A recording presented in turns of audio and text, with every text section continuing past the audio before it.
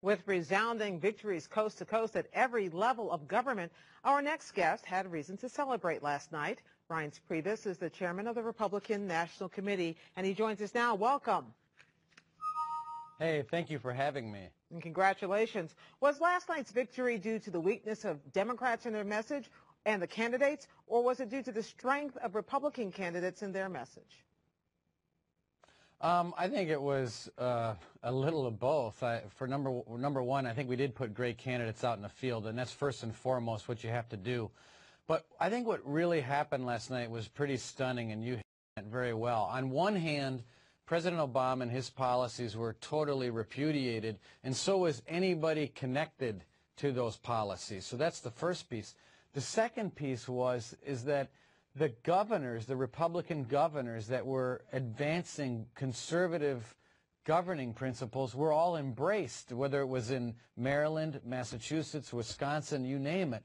So not only was the president rejected, Republican principles were embraced. The last thing I would tell you that's important is that we beat the Democrats on the ground. I mean, the vaulted Democrat ground game, while they did a good job, we did a little bit better, and we beat them at their own game. And I think that's a big story coming out of last night. Well, I want to ask you about that because after the last elections, you embarked on what you yourself termed as an autopsy of why Republicans did not do well.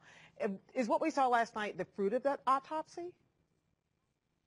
Well, right. And what we got out of that report was that we needed to be a party that wasn't just an organization that showed up once every 4 years, a few months before the election, or we didn't want to be a party that's just a U-Haul trailer of cash for a presidential nominee. We had to be a party that was obsessed with the mechanics, the data, the ground game, all the boring stuff that most people never want to talk about.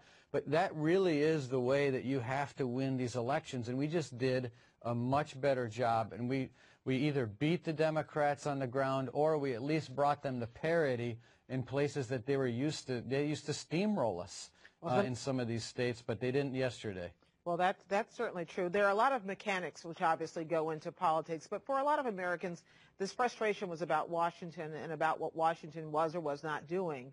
How much of that do you take to heart as you take over the majority, not only in the Senate, but broaden your majority in the House, state legislatures, and governors' mansions? This is going to go pretty deep. Yeah, I think that's true. I think that people are tired of a lot of things in politics, and maybe all of it. But I think that's why, you know, one of the things that the president should do is say, okay, I'm going to go to Harry Reid's office, soon to be McConnell's office, and I'm going to go through these 260 bills that are there, and I'm going to tell these Republicans, here are the bills that I'm willing to work with you on, and start that way, because there's clearly got to be something the president would be willing to work with us on out of 260, 360 bills sitting there. So we can pass a budget. As you know, you don't need the president's signature to pass a budget. We can work on the Keystone Pipeline and a lot of other things that I think would help get the economy back on track. It's interesting that, first of all, I wonder if you think last night was a mandate.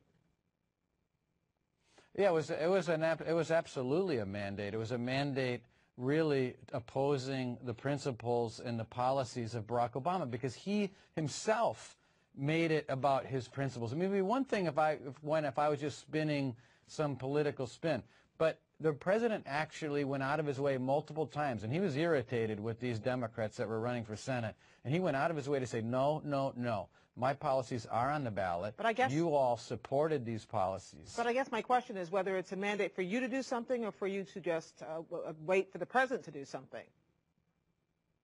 Oh, no, I mean, I think it's incumbent on everyone to try and work together. I mean, there's no question. I think it's a mandate for everybody, and I guess that goes back to your question a couple questions ago, which is, you know, do people expect Republicans and Democrats to work together? And I think the answer to that question is yes. But what I'm suggesting to you is that we can't erase the fact that the election yesterday was a repudiation of the president's policies. So we're not going to work to advance the president's policies, but we are going to work with the president to see where we can find common ground to get the country back on track. Reince Priebus, the chairman of the Republican National Committee. I think you could use some sleep right now. Thank you. Thank you.